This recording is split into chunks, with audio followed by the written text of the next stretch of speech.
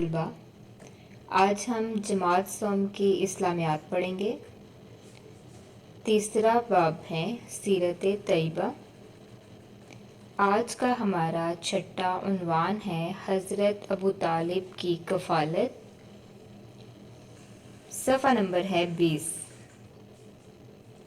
تو بیٹا آج ہم یہ جو پڑھائی کریں گے اس میں ہم جانیں گے کہ حضرت ابو طالب نے حضرت پاک صلی اللہ علیہ وسلم کو کیسے پالا پوسا، ٹھیک ہے۔ اس کے بعد ہم سفر شام کے بارے میں پڑھیں گے کہ جب آپ صلی اللہ علیہ وسلم اپنے چچا کے ساتھ شام کی طرف روانہ ہوئے، شام جا رہے تھے تو راستے میں کیا واقعہ پیش آیا۔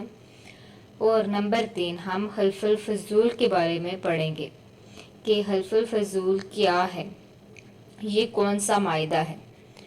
تو سب سے پہلے میں آپ کو بتاؤں بیٹا، جب آپ صلی اللہ علیہ وآلہ وسلم اس دنیا میں تشریف لائے تو آپ کے والد کا انتقال ہو چکا تھا، اور جب آپ صلی اللہ علیہ وآلہ وسلم کی عمر 6 سال ہوئی تو آپ کی والدہ کا بھی انتقال ہو گیا۔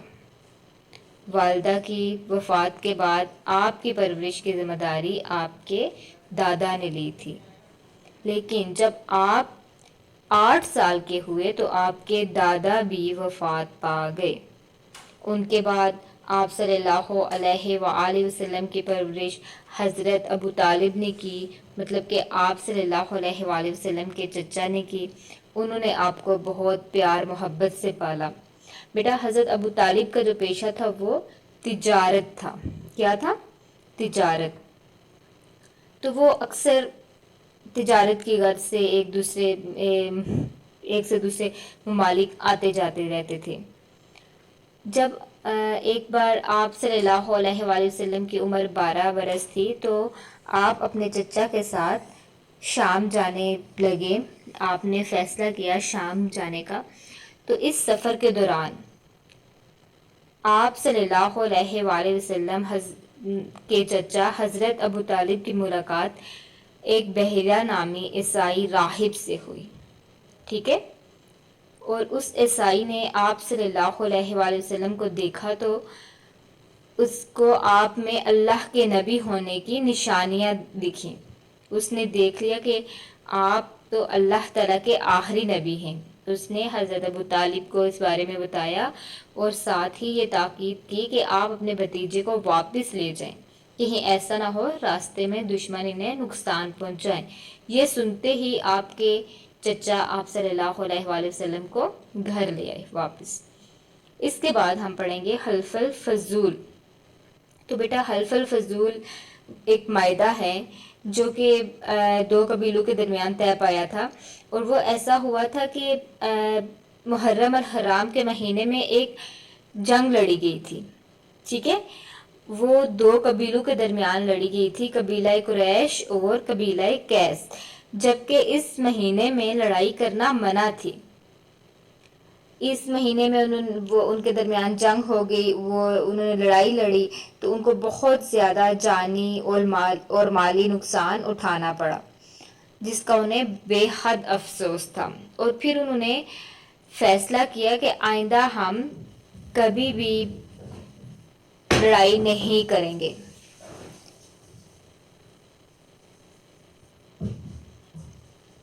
یہ جو انہوں نے آپس میں معاہدہ کیا تھا یہ حلف الفضول کہلاتا ہے، اور اس میں یہ بھی طے پایا تھا کہ ظالم کی مخالفت اور مظلوم کی مدد کی جائے گی۔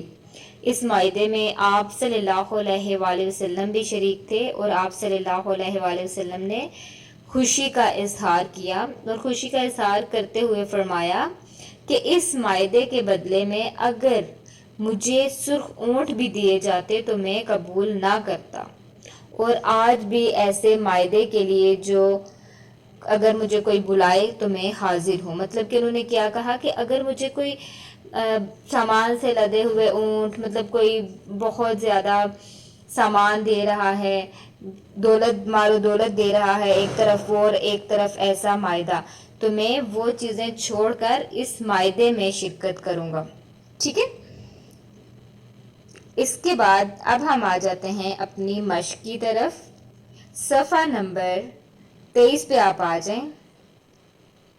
سوال نمبر 1 ہے خالی جگہ پر کیجیے۔ نمبر 1، حضرت آمنہ کی وفات کے وقت حضور صلی اللہ علیہ وآلہ وسلم کی عمر ڈیش سال تھی۔ یہ آپ نے اپنی پڑھائی کرنے کے بعد خود فل کرنی ہے، ان کو خود پر کرنا ہے۔ نمبر 2 دیکھیں، حضرت ابو طالب حضور صلی اللہ علیہ وآلہ وسلم کے ڈیش تھے۔ نمبر 3، حضرت ابو طالب ڈیش کی غرض سے اکثر دوسرے ممالک جاتے تھے۔ نمبر 4، حرب فجار قبیلہ قریش اور قبیلہ ڈیش کے درمیان لڑی گئی۔ وہ جو جنگ تھی وہ کس قبیلے کے درمیان لڑی گئی، ٹھیک ہے۔ نمبر 5، حضرت محمد صلی اللہ علیہ وآلہ وسلم پر پہلی وحی ڈیش میں نازل ہوئی۔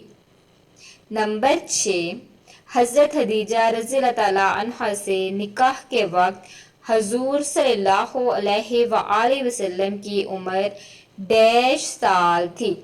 یہ خالی جگہ آپ نے خود پر کرنی ہے، ٹھیک ہے، یہ آپ نے خوش خط کر کے اپنی کتاب پر پر کرنی ہے۔ اب ہم آ جاتے ہیں سوال نمبر 2 پر، سوالات کے جوابات۔ سوال نمبر 1 ہے، بحیرہ نامی عیسائی راہب نے حضرت ابو طالب سے کیا کہا؟ بیٹا جب آپ صلی اللہ علیہ وسلم اپنے چچا کے ساتھ جا رہے تھے تو اس عیسائی نے آپ صلی اللہ علیہ وآلہ وسلم کے چچا سے کیا کہا تھا؟ تو اس کا آپ جواب دیکھیں۔